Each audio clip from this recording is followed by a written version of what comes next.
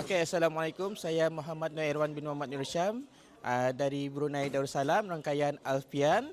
Okey, macam mana saya dapat close 30 unit? Okey. Tak? Teruskan. Okey. Bagaimana saya close 30 unit? Alhamdulillah saya kena rajin.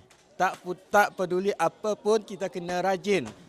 Dia jauh macam mana pun, dia masuk walaupun di kampung pun kita kena pergi sana, kita buat kau-kau. Sebab dari kampung lah kita, dari kampung-kampung kecil lah, hidrogen mereka tidak tahu. Sebabkan kan sana tidak ada online kan.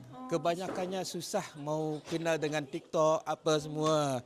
Berarti kami punya poin memang pergi ke pendalaman. Kita mesti kena kenalkan dorang hidromi dan hidrogen ada kat bandar ni yang boleh bawa balik ke rumah mereka, jadikan hidromi dan hidrogen sebagai klinikal mereka sendiri. Tak perlu lagi jauh-jauh datang ke hospital, tak perlu.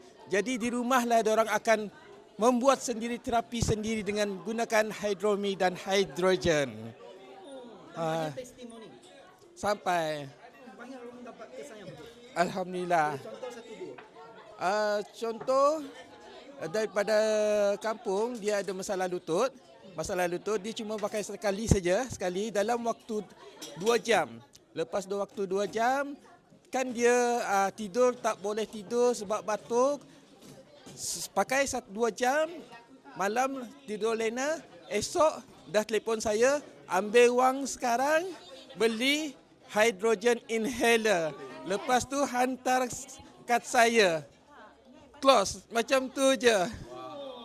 Berarti dia sudah mendapat keputusan yang dia nak. Dia nak kesihatan yang dia nak waktu tidur. Alhamdulillah. Banyak testimoni lah. Alhamdulillah. Luar biasa. Ni ada ni. Masih qualify ya. Terima kasih. Jumpa anda di puncak MCCM. Terima kasih. Ini super elite. Masya Allah, Alhamdulillah. Ini pertama kali saya tak sangka. Tapi saya Alhamdulillah saya dah makin terbakar, makin semangat. Saya tak peduli nak buat apa, saya kena pergi ke depan terus. Tak nak toleh belakang, terus nak ke depan je. I don't care. Saya akan memang semangat. Alhamdulillah. InsyaAllah jumpa anda di puncak MCCM.